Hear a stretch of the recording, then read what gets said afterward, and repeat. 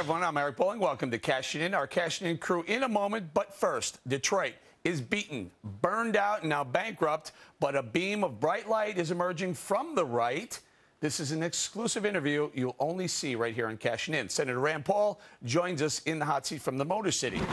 Thank you very much, Senator. So the Economic Freedom Zone is your plan. Tell us what your plan consists of.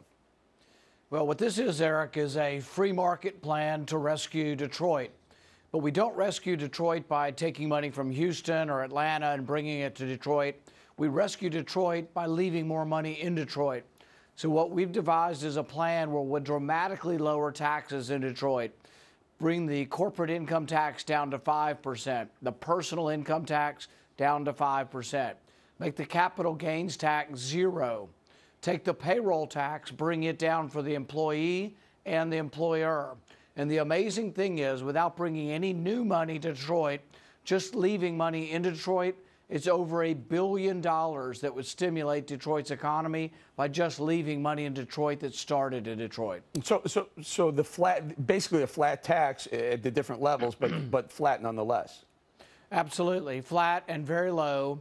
We also look at regulations, and we try to get rid of some of the onerous regulations that is making it very expensive for city government and for businesses to locate in Detroit.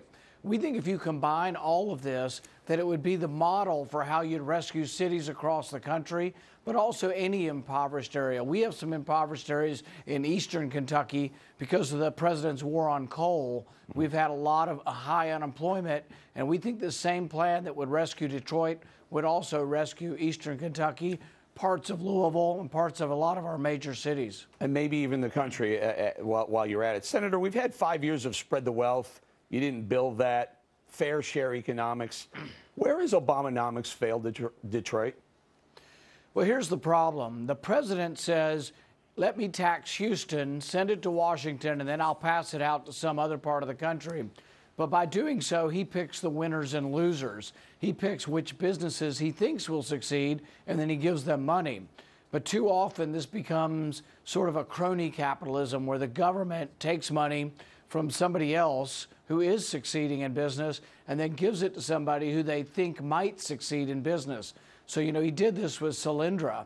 He took money from the middle class and he gave it to one of the richest men in the country to build solar panels. Problem was, nobody wanted to buy these solar panels. And so what our plan does is we don't pick who the money goes to, the consumer does. So anybody that's been a consumer who or been a business that's been rewarded by the consumer, they're the ones that get the money. Right, sounds a lot like, I don't know, capitalism. Senator, President Obama promised to not let Detroit go bankrupt. Now, he may have been talking about the industry, the auto industry, or he may have been talking about the city. But did the president lie? Well, you know, he's given a lot of promises. He promised us we could keep our doctor if we liked it also. So there have been a lot of things the president hasn't come through with. I think this is one of them. And in some ways, I think this is the difference between Democrats and Republicans. Democrats are always promising you something, but not coming through with the promise. Republicans are promising a real solution.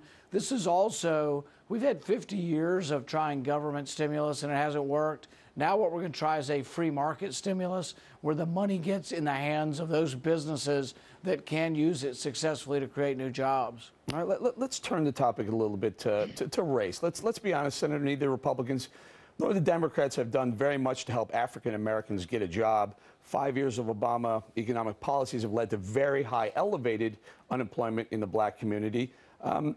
And frankly, the Republicans are perceived as not really caring about minorities. What's your plan? I think we're going to compete. The Republican Party, as far as I'm concerned, should compete for every voter in every city and every state. And I think we do that by bringing our message to the people who haven't been hearing it. And this is a message of economic empowerment. It's also a message of school choice. If you want to get ahead in our country, it's through education. And so many people in our big cities, often minorities, are being shortchanged by a bad school system. We want to make it better through competition by giving every kid the choice. And actually, part of our economic freedom zones is that federal money that comes to Detroit isn't going to go to the school system directly. It's going to go to the kid and to their parents, and each parent will decide which school they want to take their money to. So it's a plan that goes not only economics, it touches regulation and education as well. Absolutely. Sir, Obamacare, all over the news recently, obviously for obvious reasons. Now, we had heard this week, Fox News was reporting that Senator Harry Reid exempted some of his staff from having to sign up for Obamacare. First of all, have you signed up for Obamacare, and how was that experience for you? Eric, don't get me started. I'm still in a bad mood from doing that. I spent 2 hours on Wednesday doing it. I had all of my information in, all of my most personal information, so I hope they're not hacking into this from all over the country. But I put all my information in, and then I pushed the button to sign up for a plan, and it all went blank, and I lost all my information.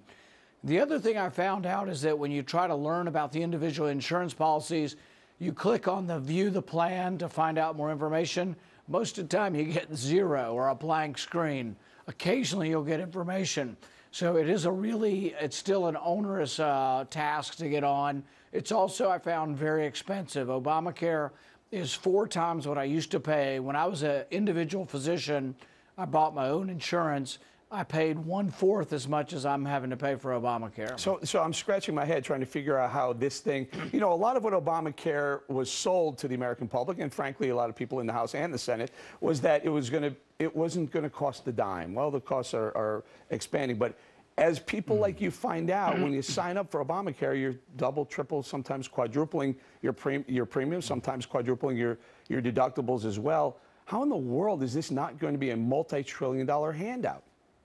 Well, and here's the problem. They call it the Affordable Care Act. Nothing about it is affordable because it's a plan that's full of mandates. So what they've done is they've told every American, you no longer have freedom of choice in choosing your insurance company or your doctor. What you have are mandates, and mandates are expensive. So what we're going to find is that everybody's going to pay more, and I think everybody's going to be quite unhappy about this when they discover it. All right, Senator, we're going to let you go, and maybe Obamacare covers that throat exam you're going to need. You're losing your voice right. there. Hey, listen, the Economic Freedom Plan, the plan sounds great, Senator. Thank you very much for joining Cashin and letting us break that exclusive news. Thank you, sir. Thanks, Eric.